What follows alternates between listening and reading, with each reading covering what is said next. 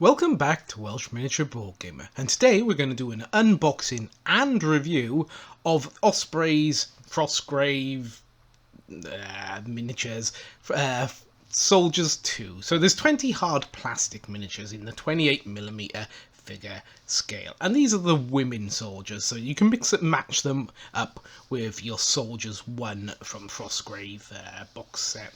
So these are from North Star Miniatures and Osprey Games. So there's 20 multi-part figures. So you can make up all of those different variations that you want to make up for Frostgrave. So, you know, your archers, your men-at-arms, all of them, two-handed weapon people, what have you. So to begin with, we have 20 of these very flat bases, which unfortunately don't have any sort of gap underneath, so you can't magnetize them, but, you know, that's a small thing. So you do get 20. There's 2 missing here because I'm kind of halfway through making a couple. So they are 4 identical sprues. Each of them, like I say, are identical, so once you've seen one, you've seen them all.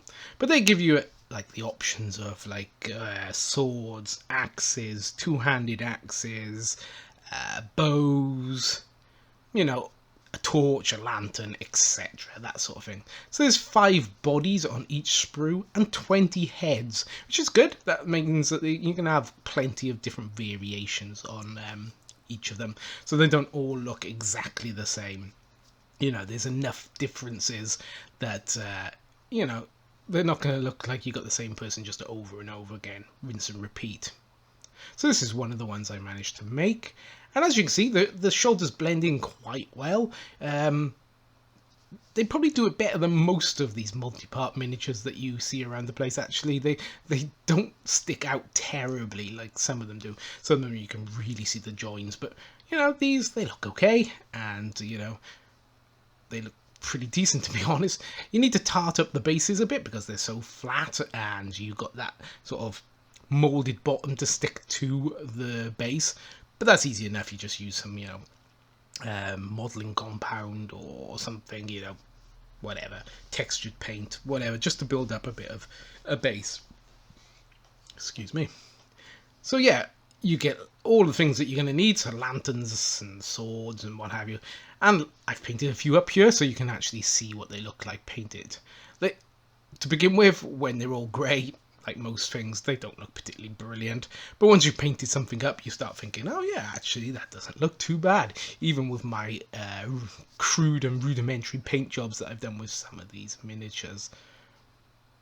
So this is an example of one of the two-handed weapon people. So you could easily use that person as a barbarian. So, you know, you can use them as you wish, really. There's enough options that you can make whatever. And I really quite enjoy painting them. They're quite a heroic proportioned miniatures. They're not they're not a heroic scale, but they are a heroic proportion. So they got big heads, big hands, you know, so you can see all the details that you want to see and be able to paint, which I actually quite like. It gives you, you know, gives you a nice painting experience. However, they are 28mm, so, you know, they're not like Games Workshop, which are like, well, they must be nearing like 500mm by now. You know, they're like life size. But no, these are actual like 28mm, and they're nice. And you can mix them with the other box sets from Osprey as well. So like this one has been mixed with the Wizards pack, and I think actually that might be a Games Workshop shield I've chucked on them, but not quite sure, I can't remember. But the head was definitely from the Wizards pack, so, you know, she's a bit sort of satanic looking.